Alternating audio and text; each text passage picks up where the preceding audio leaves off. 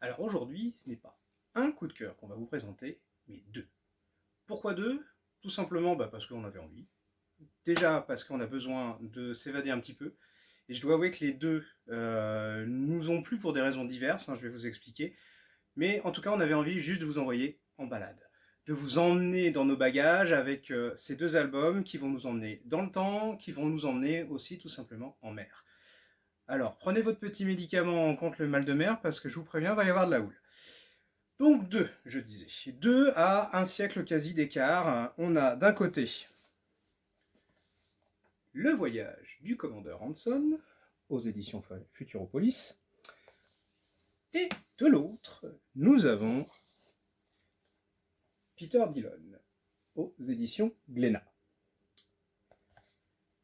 Donc, vous aurez compris, deux albums qui vont parler d'expéditions maritimes. Alors attention, nous ne sommes pas sur du fictif, mais sur une vraie aventure.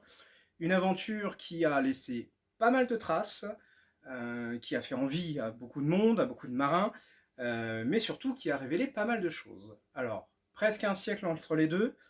On va commencer par Hanson, c'est le plus ancien historiquement, donc 18e siècle, on se situe avant la Révolution française, on est en pleine guerre entre l'Espagne d'un côté et l'Angleterre de l'autre. On peut dire qu'en termes de puissance maritime, on avait quand même deux poids lourds à ce moment-là.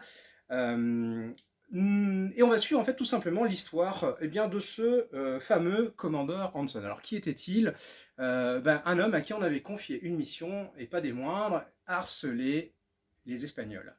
Tous les bateaux, tous les commerces, les ports, les colons, enfin tout ce qu'on pouvait faire. On lui a donné 8 vaisseaux pour ça, et ça a très mal commencé. Il n'a pas réussi à partir à l'heure, il n'arrivait pas à former son équipage, il s'est retrouvé du côté du Cap Horn à la pire période. Alors ce qui est très sympa, c'est comme vous pouvez le voir, c'est qu'ils nous ont mis des petites cartes pour voir un petit peu le voyage. Alors là, ça va, c'est en ligne droite, mais ça va pas durer. On va suivre justement tout ce par quoi ils sont passés. Tenez, je vous en parlais tout de suite. Bonjour l'angoisse, je vous laisse imaginer.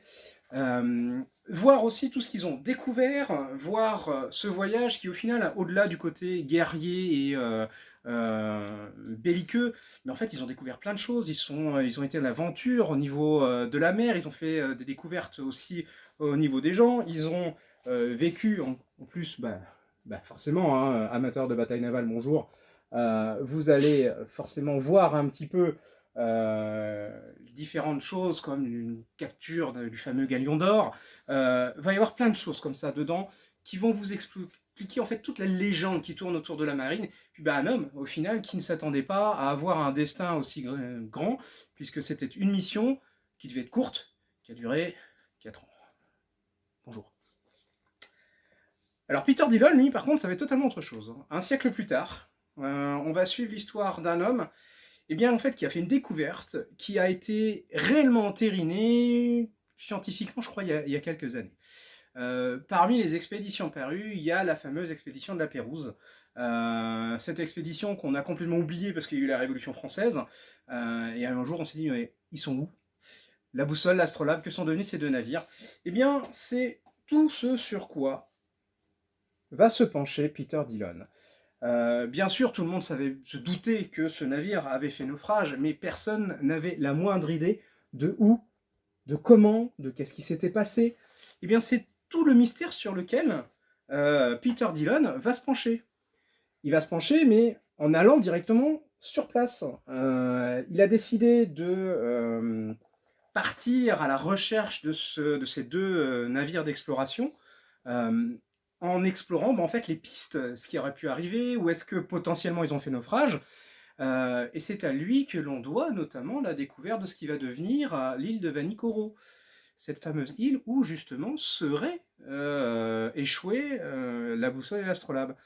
Il en a fait les premières découvertes, et cet album va nous raconter justement toutes les étapes de cette recherche, de cette découverte, qui au final, même si elle a été vraie, n'a été entérinée que très récemment. 6 ans quand même, mais scientifiquement et archéologiquement que très récemment. Autant dire que de presque 2 siècles pour entériner une découverte, ça fait long. Mais c'est à ça qu'on reconnaît des gens qui sont avant leur époque et qui vont nous faire vivre quelque chose de totalement grandiloquent, c'est-à-dire la découverte de tout un monde. Il n'y a pas d'autre façon de le dire, parce qu'il va aussi découvrir les indigènes.